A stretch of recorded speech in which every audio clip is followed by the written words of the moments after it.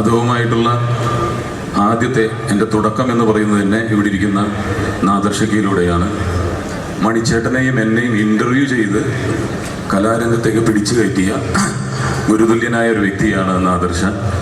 അന്ന് ദിലീപേട്ടനെയായിരുന്നു അദ്ദേഹം ഞങ്ങളുടെ വിദേശ ട്രിപ്പിൽ ഉൾപ്പെടുത്താൻ ശ്രമിച്ചത്. പക്ഷേ അദ്ദേഹത്തിൻ്റെ കഴിവ് കുറവുകൊണ്ടല്ല, ദിലീപേട്ടൻ്റെ കഴിവ് കുറവുകൊണ്ടല്ല, മണിച്ചേട്ടൻ്റെ കഴിവ് കണ്ട് പകച്ചുപോയ നാദർശിക ആ ടീമിലേക്ക് സെലക്ട് ചെയ്യുകയും, അന്ന് മണിച്ചേട്ടൻ സിനിമയിൽ അഭിനയിച്ചിട്ടില്ല, ഞാൻ ടി വിയിൽ പോലും വന്നിട്ടില്ല. ഞങ്ങൾ ഒരു മുറിയിൽ ഒരു കട്ടിലായിരുന്നു. ഞങ്ങൾക്കങ്ങനെ പ്രത്യേക മുറി ഒന്നും ഉണ്ടായിരുന്നില്ല. പക്ഷേ ഒരു കട്ടിലിൽ കിടന്ന ഒരു മാസം എന്താണ് മണിച്ചേട്ടനെന്ന് എനിക്കറിയാൻ സാധിച്ചു. പിന്നെ എല്ലാ ദിവസവും വെളികളും ഉണ്ടായിട്ടില്ല. മാസത്തിലൊരു തവണയോ അല്ലെങ്കിൽ പ്രോഗ്രാമിനോ കാണാറുള്ളൂ. പക്ഷേ മണിച്ചേട്ടൻ മരിച്ചു കഴിഞ്ഞിട്ട് ഒരു ദിവസം പോലും എൻ്റെ ജീവിതത്തിൽ മണിച്ചേട്ടനില്ലാതെ പോയിട്ടില്ല. ടി വിയിൽ പ്രോഗ്രാം ചെയ്താലും സിനിമയുടെ ലൊക്കേഷനിൽ ചെന്നാലും മണിച്ചേട്ടനെ കുറിച്ച് സംസാരിക്കും. ഞാൻ ചെയ്യുന്ന പരിപാടികളിൽ മണിച്ചേട്ടൻ്റെ പാട്ടുകൾ ഉൾപ്പെടുത്താൻ ശ്രമിക്കും. അപ്പോൾ മണിച്ചേട്ടൻ കൂടുതൽ ജീവിക്കുന്നത് അദ്ദേഹത്തിൻ്റെ മരണത്തിന് ശേഷമാണ്. കഴിഞ്ഞ തവണ പെട്ടെന്ന് എന്നെ ഒരു അവതാരകനായിട്ട് അദ്ദേഹത്തിൻ്റെ അനുസ്മരണ സമ്മേളനത്തിൽ എനിക്കൊരു നിയോഗം ലഭിച്ചു. അന്ന് ലാലേട്ടനെയും മമ്മൂക്കയെയും വിക്രമിനെയും ഒന്നും പ്രതീക്ഷിക്കാതെയാണ് ഇതുപോലെ തന്നെ ജനലക്ഷങ്ങളൊന്ന് തടിച്ചുകൂടിയത്.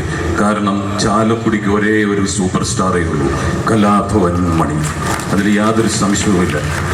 അതിന് അന്ന് കമൽ സാറ് ഒരു റിക്വസ്റ്റ് പറഞ്ഞിരുന്നു, ഒരു രേഖപ്പെടുത്തൽ വേണം, ഒരു വായനശാലയോ. പക്ഷെ നമ്മുടെ ഇപ്പോഴത്തെ സർക്കാർ അദ്ദേഹത്തിന് വേണ്ടി 50 ലക്ഷം രൂപ മാറ്റിവെച്ചത് ഏറ്റവും വലിയ നന്ദി പറയേണ്ട ഒരു പ്രകടനം തന്നെയാണ് കഴിഞ്ഞ ബഡ്ജറ്റിൽ. അതിന് യാതൊരു സംശയമില്ല. കാരണം ഇനി എന്നും മണിച്ചേട്ടൻ നമ്മുടെ ഹൃദയത്തിൽ മാത്രമല്ല ഈ ലോകത്ത് ജീവിക്കുമെന്നുള്ളതിൻ്റെ ഏറ്റവും വലിയ തെളിവായി മാറാൻ പോവുകയാണ്. കാരണം ഒരു രേഖപ്പെടുത്തൽ ഉണ്ടാവാൻ പോവുകയാണ്.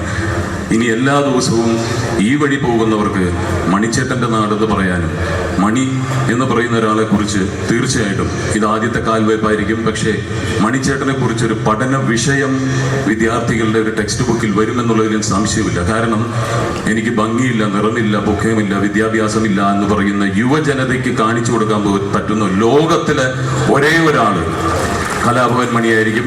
അദ്ദേഹം സച്ചിൻ തെണ്ടുൽക്കർ പഠന വിഷയമായി വന്നതുപോലെ തന്നെ കലാഭവൻ മണി ഒരു ടെക്സ്റ്റ് ബുക്കായി മാറും എന്നുള്ളതിൽ യാതൊരു സംശയവുമില്ല. എന്ന് ഇവിടെ ഒരു ഓർമ്മപ്പെടുത്തലുണ്ടോ, ഈ ഓർമ്മ പുതുക്കലുണ്ടോ, അന്നെല്ലാം ഞങ്ങൾ ലോകത്ത് എവിടെയാണെങ്കിലും ഞങ്ങളുടെ സഹോദരന് വേണ്ടി ഇവിടെ എത്തും. അതിൽ യാതൊരു സംശയവുമില്ല. അത് നിങ്ങൾ തരുന്ന സ്നേഹം, നിങ്ങൾ ഞങ്ങളും സ്നേഹിക്കുന്നു. മണിച്ചേട്ടൻ നമ്മളിലൂടെ ജീവിക്കട്ടെ. Thank you very much. നന്ദി ശ്രീ ടിനിറ്റോ.